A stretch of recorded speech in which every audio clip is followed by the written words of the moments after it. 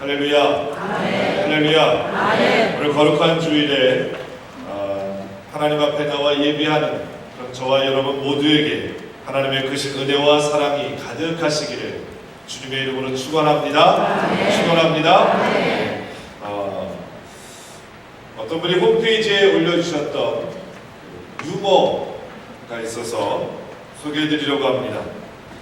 예수님께서 천국에 가셨습니다. 천국에 가서 육신의 아버지를 찾고 싶었어요. 예수님의 아버지가 누구죠? 모르시나요? 예수님의 아버지가 누구죠? 예수님의 아버지요. 육신의 아버지. 요셉을 찾고 싶었습니다. 우리 아버지가 과연 천국에 오셨을까? 그런 생각으로 아버지를 막 찾고 있었어요. 근데 어느 허름한 노인분이 이렇게 지나가시는 거예요. 근데 그 노인분도 이렇게 두리번두리번 거리면서 누구를 찾고 있는 것 같아요. 그래서 예수님께서 다가가서 이렇게 여쭤봤습니다. 어르신, 누구를 찾고 계신가요? 그랬더니 이 어르신이 그렇다네 그러는 거예요. 그러면서 어르신, 누구를 찾고 계신데요? 그랬더니 아들을 찾고 있다네 그러는 거예요. 그래서 예수님이 좀 또 궁금해지잖아요. 자기도 아버지를 찾고 있는데. 그래서 어르신, 생전에 어떤 직업이 있으셨습니까? 직업이 뭐였었나요? 그랬더니 나 목수였지. 예수님이 더 좀 이제 막 흥분이 되기 시작하는 거예요. 그러면서 이 어르신이 말씀하시기를 내 아들은 원래 사람이 아니었어. 그러는 거예요. 예수님이 그 얘기를 듣기가 귀가 쫑긋해지는 거예요. 누구랑 가까우니까. 자기 아버지랑 너무너무 비슷한 거예요. 그리고 아들은 사실 내 아들이지만 내 핏줄은 아니라네. 점점 자기 아버지가 맞다는 그런 확신이 들기 시작을 하는 거예요. 나와는 상관없지. 예수님이 묻습니다. 어르신, 또 다른 특징이 있나요? 묻습니다. 그랬더니 그 어르신이 이렇게 이야기합니다. 사실 내 아들의 손과 발에 못자국이 있다네. 여러분, 이 정도 되면은 누가 누굴까요? 그 어르신이 누구예요? 아버지인 거예요. 그래서 예수님께서 우리 아버지시구나. 근데 많이 야위어주셨고 너무 연세가 높아지셨다. 왜냐하면 예수님이 먼저 십자가에 달려 돌아가셨잖아요. 그러니까 그 연세 드신 아버지의 모습을 미처 보지 못했었기 때문에 우리 아버지인가 보다. 그래서 예수님이 그 어르신을 와락 껴안고 아버지라고 이야기합니다. 그랬더니 그 어르신이 너무 반갑다는 듯이 뜻밖이라는 듯이 그래 그러면서 하는 말이 있었습니다. 뭐라고 얘기했을까요? 그 어르신이 하는 말이 네가 피노키오냐? 이해가 되시나요? 전 이 얘기 듣고 얼마나 웃었는지 모릅니다. 지난주 수요일날 어떤 분이 수요 예배가 끝나고 난 후에 카톡으로 저에게 문자를 보내주셨습니다. 그 문자의 내용이 좀 심각해서 이 시간 여러분들과 잠깐 나누려고 합니다. 무슨 얘기였냐면요, 미국에서 있었던 이야기입니다. 미국에는 토크쇼가 많이 발달되어 있지 않습니까? 근데 그 토크쇼의 한 회사 그 CEO가 그 사장이 나오는 거예요. 그래서 이 회사 사장이 그 프락터 갬블사라고 하는 회사의 사장이 나와서 토크쇼에서 이야기하는 겁니다.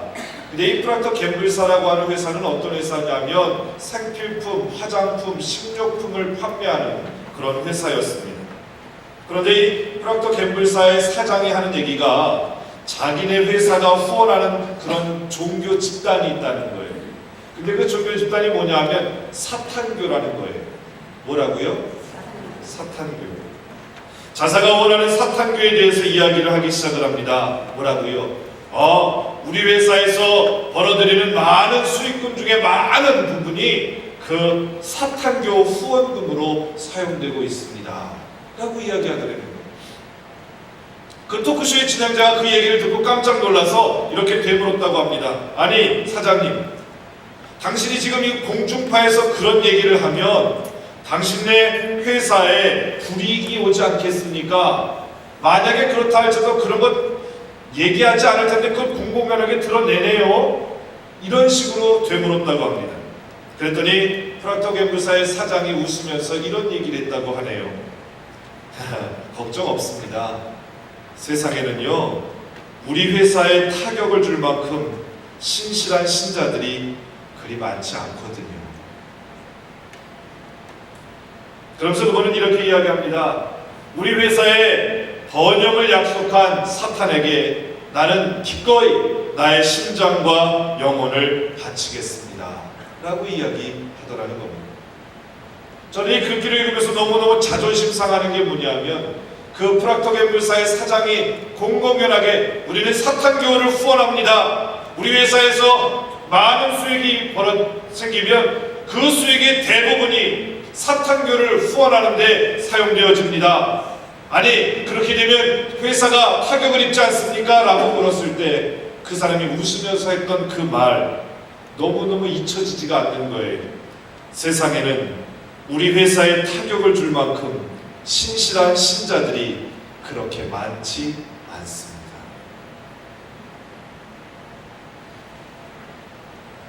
여러분 이 이야기를 듣고 어떠십니까?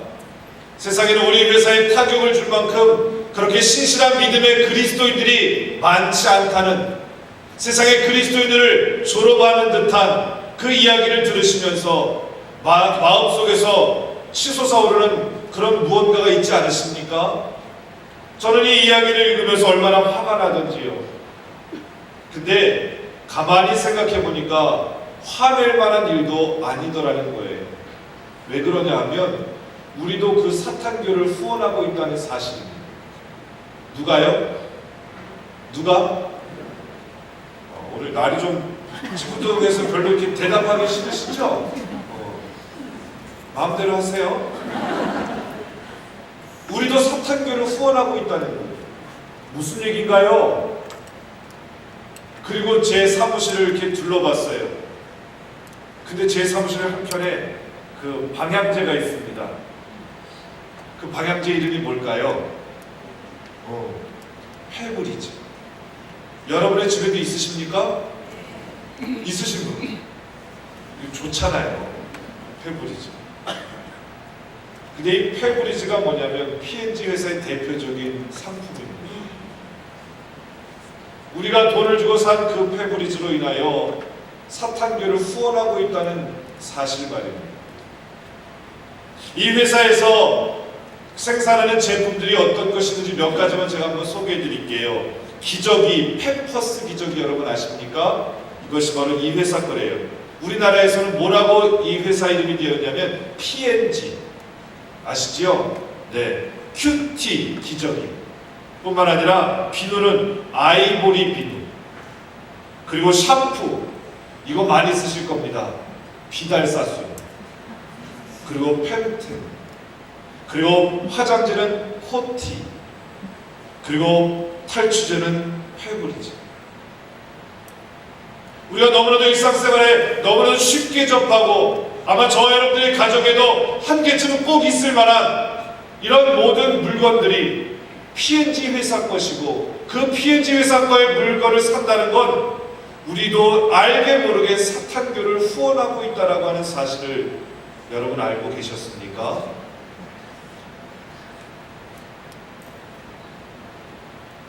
서재에 있는 그 페브리즈를 확 갖다 버리고 싶더라고요. 여러분, 우리가 이 땅을 살아가면서 무엇을 바라보고 살아가는가는 참으로 중요합니다. 어떤 사람들은 이렇게 이야기합니다.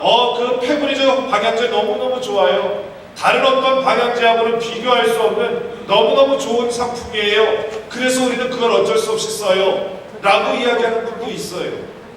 그런데 여러분, 우리가 그 상품이 좋고 그 제품이 좋다라고 하는 것을 보게 되면 그 상품을 쓰게 되어지지만 우리가 산 그 돈으로 사탄교를 지원하고 후원하는 것이다라고 하는 것이 생각되어지면 우리는 절대로 그 상품을 사용할 수 없을 줄로 압니다. 문제는 뭐냐면 우리가 무엇을 보고 있느냐가 중요한 거예요. 우리의 삶의 편리성을 바라본다면 우리는 페브리즈를 사서 사용해야 되겠지만, 영적인 의미로 바라보게 되어진다면 우리는 그것을 절대로 사서는 안 된다라고 하는 사실 말입니다. 이처럼 무엇을 바라보는가는 오늘을 살아가는 저와 여러분들의 삶 속에 너무나도 중요한 문제를 던져주고 있다라고 하는 사실입니다. 오늘 본문의 배경은 이렇습니다. 아브라함과 사레와 조카 롯이 하나님의 인도하심을 받아서 약속의 땅 가나안에 도착을 하게 되어집니다. 그 땅은 하나님께서 내가 너에게 주겠다 약속했던 그 바로 축복의 땅, 젖과 꿀이 흐르는 바로 그 땅이었어요. 그런데 무엇 때문인지 그 땅에 가뭄이 들었습니다. 기근이 들었다는 이야기입니다. 아브라함과 그 가족은 살기 위해서 그 가나안 땅에서 버티지 못하고 어디로 내려간다고요? 애굽으로 내려가게 되어집니다. 애굽으로 내려가는 그 길에 아브라함이 자기 아내인 사레에게 이렇게 이야기합니다. 여보, 애굽은 참 무서운 곳이야. 그러니 우리가 말 조심해야 돼. 그러니 사람들이 물어보면 당신을 나의 아내라고 소개하지 말고 내 여동생이라고 소개해.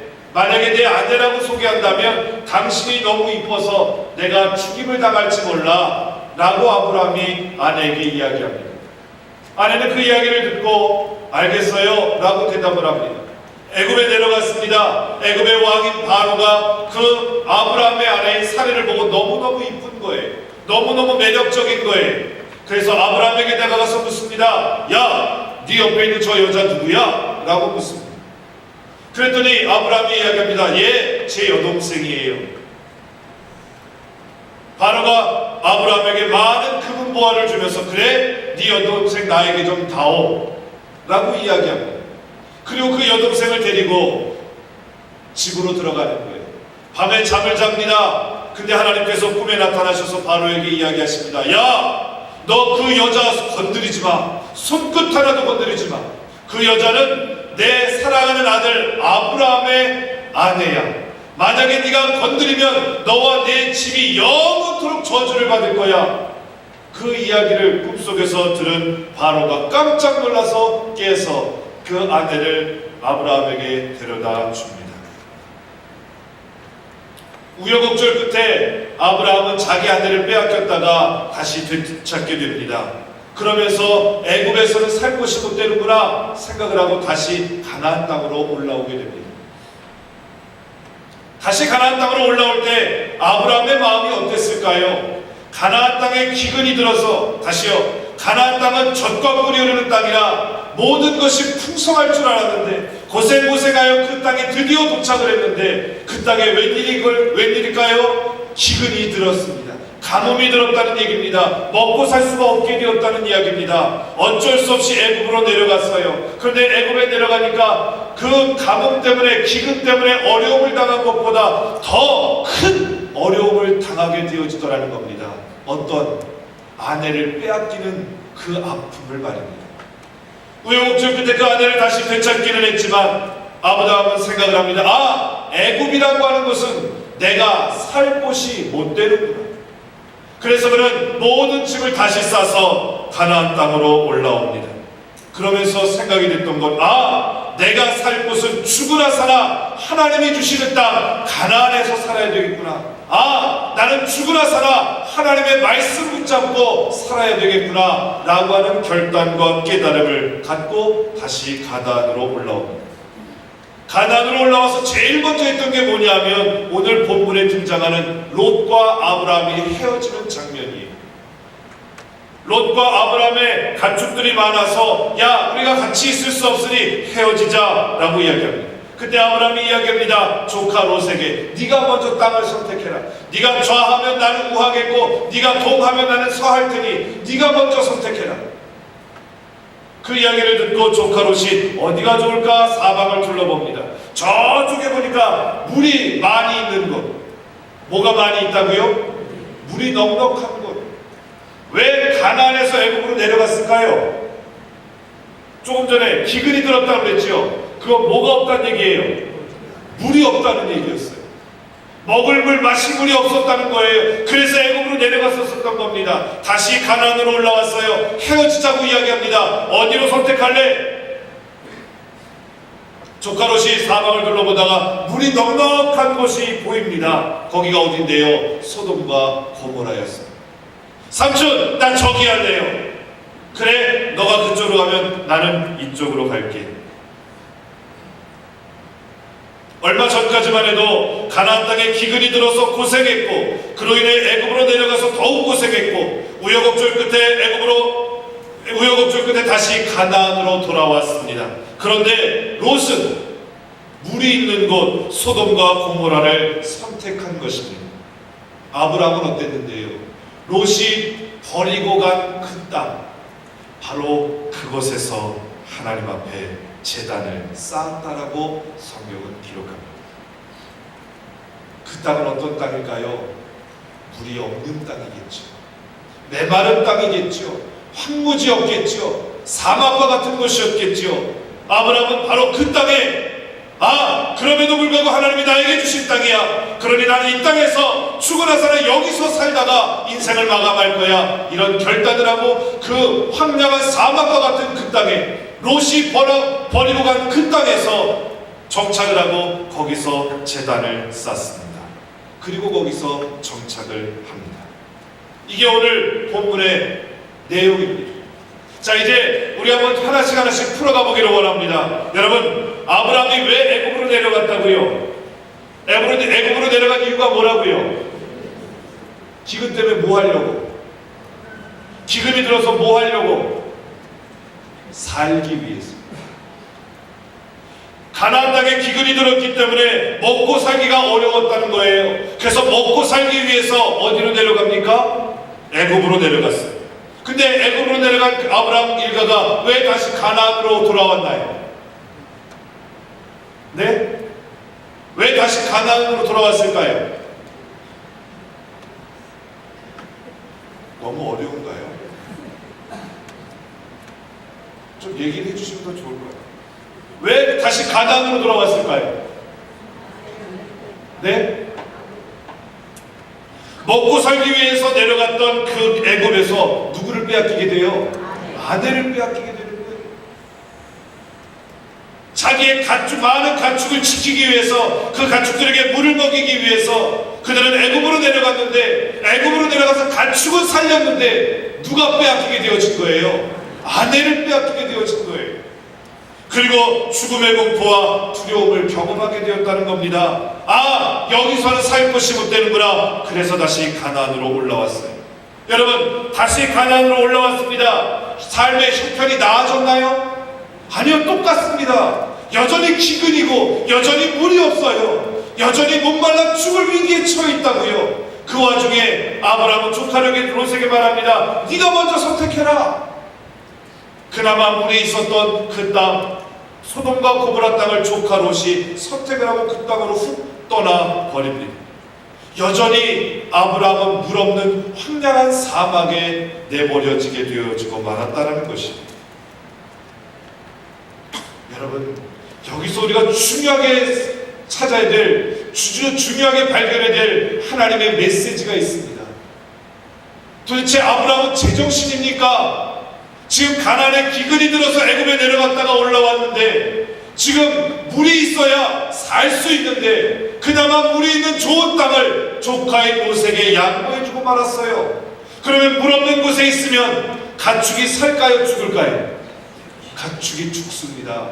가축이 죽는다는 건 그 당시에 뭘 의미하냐면 집안이, 사업이 망한다는 거예요. 여러분 같으면 그 사업이 망하는 길, 그 길에 주저앉아 있으시겠습니까? 근데 오늘 본문에 아브라함은 사업이 망할 걸 뻔히 알면서도 그곳에 제단을 쌓고 그곳에 정착했다고 성경은 말하고 있었습니다. 비결이 뭘까요?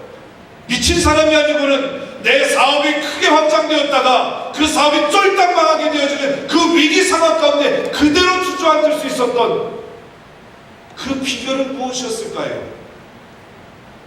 그것은요, 바로 이런 겁니다. 아브라함이 갈대아 우리에 있을 때 하나님께서 아브라함에게 주셨던 약속의 말씀이 있어요. 야, 너는 내 본토 친척 아비 집을 떠나 내가 너에게 보여줄 땅으로 가라. 그러면 내가 너에게 하늘의 별과 같이 많은 민족을 줄 것이고 내가 너에게 젖과 꿀이 흐르는 땅을 복으로 줄 거야. 너로 인하여 많은 민족이 복을 받을 것이고 너는 복의 근원이 될 거야 라고 하는 누구의 말씀? 하나님의 말씀을 그는 기억했던 거예요. 뿐만 아니라 여러분, 가나안에 살다가 애굽으로 내려갔다고 말씀드리지 않았습니까? 그러면 누가 잘못한 거예요? 아브라함이 잘못한 겁니까? 애굽의 왕 바로가 잘못한 겁니까? 누가 잘못한 거라고요? 아브라함이 잘못한 거예요. 하나님의 말씀을 어긴 건 누군데요? 아브라함이었거든요. 하나님이 뭐라고 말씀하셨는데요? 야, 거기 그냥 있어. 근데 먹고 살기 위해서, 가축들을 살리기 위해서, 사업 망하지 않기 위해서 애굽으로 내려갔던, 하나님의 말씀을 어기고 애굽으로 내려갔던 것이 아브라함 아니었습니까? 근데 재앙은 누구에게 임하였는지 아십니까? 성경을 보니까 아브라함의 가정에 재앙이 임한 게 아니라 누구에게? 바로에게 재앙이 임했다. 그리고 이 바로가 아브라함의 아내인 사례를 손 하나 건드리지 않고 다시 고이 모시고 왔더라는 거예요. 이 사건을 보면서 아브라함이 분명하게 깨달았던 모습이 있었습니다. 그게 뭔데요? 하나님은 나에게 주신 약속의 말씀이 반드시 이루어질 때까지 하나님은 쉬지 않고 일하시는구나. 하나님이 내게 주셨던 그 약속을 지키시기 위해서 오늘도 일하고 계시는구나. 그래, 그렇다면 이제 나는 하나님께서 나에게 말씀하신 그 말씀 붙잡고 살아가야 되겠구나 라고 하는 믿음의 결단과 깨달음이 아브라함에게 있었던 거예요. 그 깨달음과 그 결단이 있었길래 지금 사업에 망할까봐 애굽으로 내려갔던 그랬던 아브라함이 다시 가나안으로 돌아와서는 조카 롯에게 네가 먼저 선 땅을 선택해, 물이 그나마 있는 소돔과 고모라 땅은 조카 롯에게 양보하고 아브라함은 황량한 땅, 롯이 버리고 간 그 땅에 머물러서 하나님 앞에 제단을 쌓았다라고 하는 사실입니다. 이 말씀이 오늘 저와 여러분들에게 주는 메시지는 분명합니다. 무엇을 바라보는가? 우리는 세상의 환경을 바라보고 있습니까? 아니면 하나님의 약속을 바라보고 있습니까? 성경 한번 찾아보시기를 바랍니다. 갈라디아서 3장 7절에서 9절 말씀. 갈라디아서 3장 7절에서 9절입니다.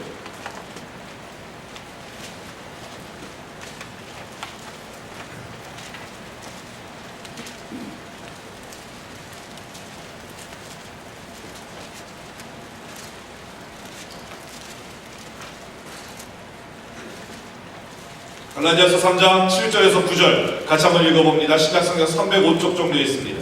읽습니다. 시작.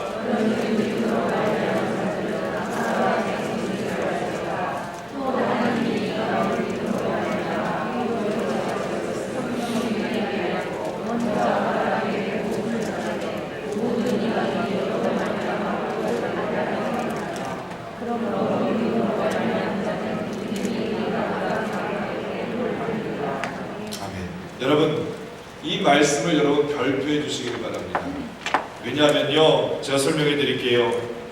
그런즉 믿음으로 말미암은 자들은 아브라함의 자손인 줄 알지어다. 우리에게 믿음이 있다면 우리는 아브라함의 자손이라는 겁니다. 또 하나님이 이방을 믿음으로 말미암아 의로 정하실 것을 성경이 미리 알고 먼저 아브라함에게 복음을 전하되 모든 이방인이 너로 말미암아 복을 받으리라 하였느니라.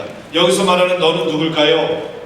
아브라함을 이야기합니다. 모든 이방인이 아브라함으로 말미암아 복을 받을 것이다 라고 하나님이 말씀하였느니라. 9절. 그러므로 믿음으로 말미암은 자는 믿음이 있는 아브라함과 함께 뭐를 받느니라? 뭐를 받느니라? 복을 받느니라. 여러분, 저를 한번 보시기 바랍니다. 하나님께서 오늘 저와 여러분들에게 주신 말씀, 약속의 말씀인 줄로 믿으시기를 주님의 이름으로 축원합니다. 우리에게 믿음이 있다면 우리는 아브라함의 자손이고, 우리가 아브라함의 자손이라면 아브라함에게 주셨던 하나님의 축복이 오늘 저와 여러분들에게도 주어진다고 하나님이 약속하셨던 줄로 믿으시기를 주님의 이름으로 축원합니다. 이 말씀을 우리가 믿음으로 받을 수 있다면, 이 말씀 붙잡고 나아갈 수 있다면, 마치 아브라함이 기근으로 말미암아 애굽에 내려갔다가 깨달음이 있어서 다시 가나안으로 돌아왔지만 물이 있었던 곳은 조카 롯에게 주고 자기는 황량한 벌판, 사업이 망할 위기에 처한 그 상황 가운데서도 황량한 벌판에 하나님 앞에 제단을 쌓고 하나님 앞에 예배를 드리고 거기서 믿음으로 정착하였더니, 여러분 그 땅이 어떤 땅이 됐는 줄 아십니까? 그 땅이 바로 젖과 꿀이 흐르는 땅이 되었는 줄로 믿으시기를 바랍니다. 아브라함은 깨달았던 거예요. 하나님은 나에게 주신 약속을 이루시기 위해서 오늘도 쉬지 않고 일하시는구나. 그렇다면 그 하나님은 오늘 저와 여러분들에게도 주신 약속을 이루시기 위해서 오늘날도 여전히 쉬지 않고 일하시고 계시는 줄로 믿습니다. 아브라함이 받은 복, 우리도 함께 받는다고 성경은 분명히 말하고 있거든요. 아브라함은 많은 약점에도 불구하고 자기에게 주신 그 약속의 말씀을 따라갔기 때문에 그는 나중에 놀라운 하나님의 복과 은혜를 받아 누릴 수 있었던 줄로 믿습니다. 마찬가지로 우리도 믿음으로 나아갈 수만 있다면 아브라함에게 주어졌던 복이 저와 여러분들에게도 주어질 줄로 믿습니다. 문제는요, 하나님 앞에서 내가 어떤 약속의 말씀을 받았는가를 확실히 알고 붙잡는 게 중요한 거예요. 나에게는 어떤 약속이 주어졌는가, 이것을 깨닫는 게 중요하다고요. 그래서 제가 갈라디아서 3장에 있는 말씀을 함께 읽었던 겁니다. 여러분, 이 갈라디아서 3장 7절에서 9절까지 있는 말씀이 오늘 저와 여러분에게 주신 하나님의 약속의 말씀인 줄로 믿으시기를 주님의 이름으로 축원합니다. 이 말씀 붙잡고 이 말씀이 이루어질 거라고는 믿음을 가지고 믿음으로 담대히 나아갈 수만 있다면 하나님 오늘도 저와 여러분들의 삶 가운데에 그 믿음을 보시고 아브라함에게 주셨던 복이 저와 여러분들에게 임하여질 줄로 믿으시길 주님의 이름으로 축원합니다. 오늘 본문을 보면 롯과 아브라함의 반응이 다릅니다. 롯의 반응은 어떠냐 하면요, 오늘 본문 10절 말씀을 한번 읽어보겠습니다. 10절 말씀입니다. 읽습니다. 시작.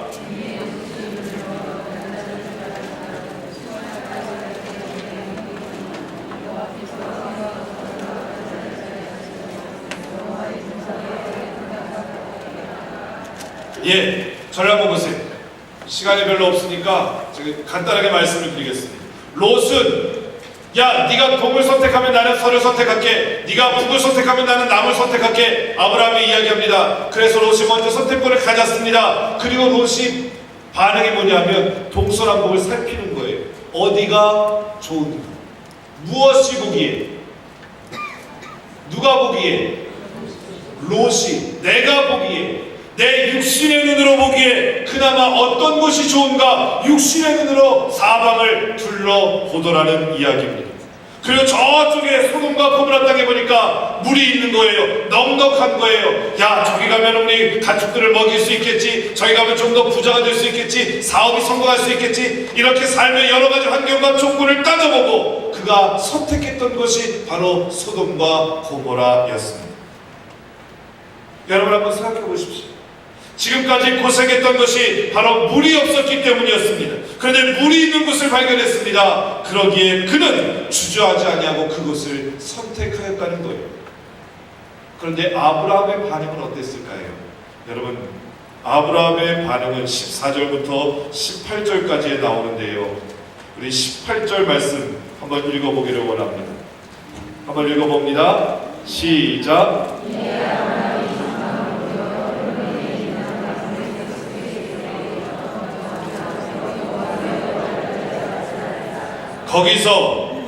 거기서 여호와를 위하여 뭐 했다?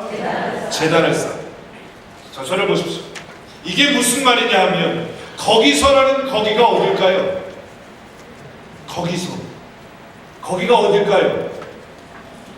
쉽게 말하면 롯이 버리고 간다. 여기는 도저히 못 살 것 같아. 나는 여기는 살 수 없어. 여기 있으면 내 사업이 망할 거야. 우리 가족이 다 망할 거야. 여기로 못 살아. 물이 있는 곳으로 갈 거야. 소돔과 고모라로 갈 거야. 버리고 간 땅, 바로 거기서 아브라함이 하나님의 말씀 붙잡고 내가 여기서 정착하겠습니다. 내가 이제는 눈으로 보고 따져보고 조건과 환경을 따져보고 내가 거처를 움직이는 것이 아니라 하나님의 약속의 말씀을 의지하여 내가 여기에 정착하겠사오니 하나님 나를 긍휼히 여겨 주시옵소서 라고 하는 마음으로 바로 거기서 롯이 버린 바로 그 땅에서 아브라함은 하나님 앞에 제단을 쌓았다는 이야기입니다. 아브라함은 육신의 눈으로 그 땅을 선택했던 것이 아니라 영적인 눈으로 하나님을 바라보는 눈으로 그곳을 선택하고 취하였다는 사실입니다. 롯은 육신의 눈으로 세상을 바라보았습니다. 뿐만 아니라 세상의 지식을 근거로 삶의 조건을 조목조목 따져보고 선택했습니다. 그러나 아브라함은 영적인 눈으로 하나님의 약속을 바라보았고 아브라함은 믿음을 근거로 하나님을 바라보았다는 이야기입니다. 무엇을 바라보느냐는 이렇게 중요한 차이를 가져다 줍니다. 지난주 수요일날도 우리가 잠깐 말씀을 배웠습니다만 사울 왕과 다윗 왕에 대한 비교를 우리는 많이 합니다. 사울 왕은 이스라엘의 초대 왕이요 다윗 왕은 이스라엘의 두 번째 왕이었습니다. 하나님께서 사울 왕을 택하실 때도 그가 너무너무 흡족하여 그를 택하였습니다. 준수한 자라 여겨지셨기 때문에 사울을 택했습니다. 다윗도 마찬가지였습니다. 그런데 결론은 어떻게 됩니까? 사울을 하나님께서 왕을 세우신 것을 후회하게 되었고 사울은 비참하게 죽임을 당하게 됩니다. 다윗은 어떻게 되어집니까? 그가 사는 날 동안 하나님의 은혜와 복을 누리며 이스라엘의 천하태평을 누리며 만사형통의 삶을 살다가 평안하게 하나님의 부름을 받게 되어집니다. 선택받는 동기는 똑같았는데 마지막 결론은 완전히 달라졌던 거예요. 이유가 뭔지 아십니까? 사울은 하나님을 바라보지 아니하고 사람들을 바라보기 시작하는 거예요. 누구를 바라봤다고요? 사람들. 누가 왕을 시켜주셨는데? 하나님이 사울을 왕으로 세워주셨는데 그러면 하나님을 바라보고 하나님을 의지하며 믿음 안에서 왕을 자리로 이스라엘 사람들을 다스리며 살아야 되지 않겠습니까? 그런데 사울은 하나님을 바라보지 아니하고 점점 자기가 권력이 생기고 힘이 생기면 생길수록 사람을 보고 사람에게 집착하더라는 거예요. 그러다 결국은 하나님께로부터 버림을 받게 되어집니다. 그러나 다윗은 처음부터 끝까지 늘 누구만을 바라본다고요? 하나님만을 바라보고 죽으나 살아 하나님 바라보는 거예요. 하나님 난 부귀영화가 필요 없습니까? 필요 없습니다. 나는 왕의 자리도 필요 없습니다. 나는 오래 사는 것도 필요 없습니다. 나는 오직 주님만 있으면 됩니다. 한 번은 다윗이 하나님 앞에 불순종했던 적이 있었습니다. 나중에 크게 깨달고 난 후에 그가 금식하며 하나님 앞에 회개하는 장면이 나오는데요. 그게 시편에 나오거든요. 근데 그 시편에서 뭐라고 기록하냐면 하나님 나의 잘못된 죄로 인하여 하나님이 책망하신다면 내가 기꺼이 받겠습니다. 내 왕의 자리를 빼앗으신다면 내가 기꺼이 왕의 자리를 내려놓겠습니다. 나의 건강을 치신다면 내가 병자로 삶을 살아가겠습니다. 하나님 내 생명을 거두어 가신다면 내가 기꺼이 내 생명 주님께 드리겠습니다. 그러나 한 가지만은 제발 나에게서 빼앗아 가지 마십시오. 그 한 가지가 뭔지 아십니까? 주님 나에게 이것만큼은 빼앗아 가지 마십시오. 그러면서 그 다음에 나오는 말이 뭐냐면 주의 성신을 내게서 거두어 가지 마옵소서. 주님의 성령을 내게서 거두어 가지 마시옵소서. 다시 말하면 하나님의 영을 내게서 거두어 가지 마십시오. 하나님의 영이 나에게서 떠난다면 나는 이 땅에서 살아도 살 의미가 없는 것이고 살아있다 할지라도 죽은 자와 같으니 하나님의 영을 내게서 거두어 가지 마십시오. 그만큼 하나님을 바라보며 살아갔던 자 그가 바로 다윗이었습니다. 사랑하는 성도 여러분, 우리는 과연 무엇을 바라보며 살아가고 있습니까? 세상을 바라보며 살아갑니까? 아니면 하나님을 바라보고 살아갑니까? 오늘 이 시간에 주님께서 저와 여러분에게 주시는 메시지는 선명합니다. 너는 과연 누구를 바라보고 무엇을 바라보고 살아가겠느냐? 세상을 바라보고 살아가다면 세상이 주는 잠시 잠깐의 유익이 너의 삶 가운데 있을지 모르나 결국 너의 삶은 멸망으로 실패로 끝나게 되어질 수밖에 없다는. 그러나 네가 하나님이 주신 약속의 말씀 붙잡고 그 하나님을 바라보고 살아간다면 지금 당장은 힘들고 곤고할 수 있고 어려움을 당할 수 있으나 너의 마지막은 창대할 것이라고 하시는 주님의 메시지 말입니다. 여러분은 과연 무엇을 바라보고 살아가기를 원하십니까?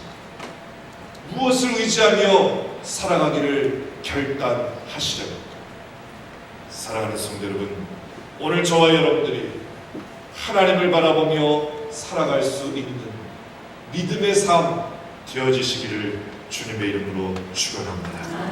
오늘날 우리가 살아가는 삶의 환경이 아무리 척박하다 할지라도, 우리의 삶의 환경과 조건이 열악하다 할지라도 하나님이 내게 주신 약속의 말씀 붙잡고 믿음으로 나아갈 수 있기를 주님의 이름으로 축원합니다.